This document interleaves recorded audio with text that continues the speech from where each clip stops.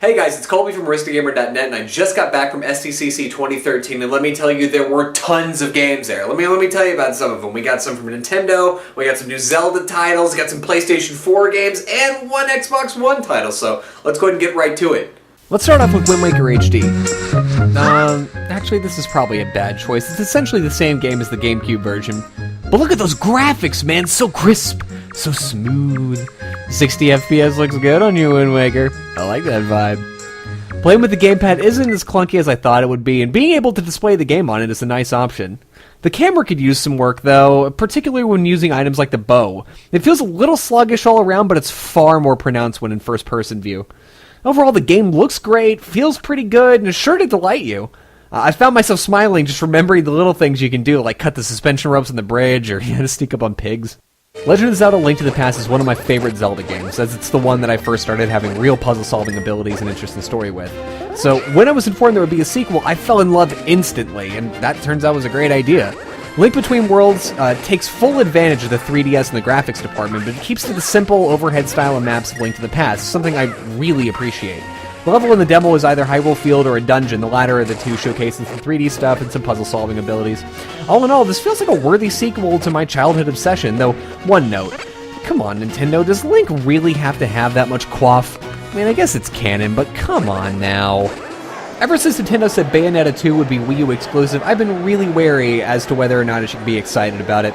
I mean, Nintendo approves great all-age games, but something as sexualized and mature, or immature, I guess, if you want to view it that way, as Bayonetta is way out of its comfort zone. My suspicions were unfounded, however, as the sequel to one of my favorite shoot-'em-ups feels every bit as crisp and fluid as the original. Other than a haircut, there's not really many noticeable differences between Bayonetta 1 and 2, aside from some improvements involving particle effects and some better level design. You're already probably keeping an eye on this one, but keep an even closer eye on it now. Yoshi's New Island is a throwback to the original Touch Fuzzy, Get Dizzy, Crying Baby, Helicopter Yoshi game that captured the hearts of gamers for SNES. He's returned, still carrying the bubble-producing Whale Factory Baby Mario on his back while going through fields of happy flowers and delightful pastels. The gameplay feels identical to the original, as does the level design, but with a few added features like Gigantor eggs that destroy the screen. As more details come out about the game and its release approaches, be prepared to have far too much fun licking things. It's no secret that Ace Attorney is in my top 5 game series of all time. I love this game series to death, so much so that at this year's SDCC, I walked past the Xbox One, past the PS4, and directly to the line to demo it. And let me tell you, I was not disappointed. It has an identical feel to the old games, but with way better graphics and some interesting new mechanics. The 3D shift has been very kind to my favorite defense attorney, as Phoenix looks better than ever. And joining him is Apollo Justice, Eager Beaver young lawyer that was introduced in Ace Attorney 4, and Athena Sykes, an even younger, eagerer beaverer than Apollo? She also has the power to sense moods and witness testimony, allowing you to press them for the full truth. Court scenarios feel just spot on, just as good as they did in the originals, but Investigation has a major overhaul, allowing the player to look at all 4 walls of the room. This opens up the amount of clues you can find and things you need to investigate. Now, traditionally, fans of the series will know this, and that would be a bad thing, because Investigation already takes you forever and is crazy boring. Fortunately, Capcom had the good sense to put some check marks on things you've already investigated, so that's nice. Thanks, Capcom. Though an official rep says that a physical box is not in the cards for the North American release, I told her I'd gladly pay double for one, and I rioted a little. So maybe that'll do some good. Seriously though, this game is great. Buy it as soon as it hits the eShop. First off, the PS4 is well on its way to becoming my favorite console. After its strong E3 showing, it has a lot to back up, and it's doing just that with its dedication to third-party and indie developers. Also, the redesigned Ps4 Controller feels just wonderful. The triggers are so much easier to hold, and the thumbsticks grip better and are further apart, which my large hands sincerely appreciate.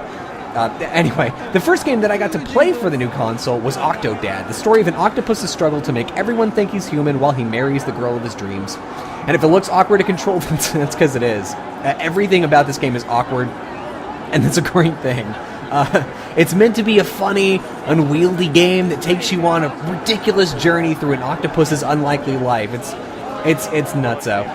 It's definitely one of the more fun games I've played in recent years, and I sincerely look forward to its release. Oh, and also, on a side note, one of the developers were talking to me, and they said that they got the developer kit for PlayStation 4 in 4 weeks before E3, and as we all saw in Sony's press conference, they demoed it live on stage.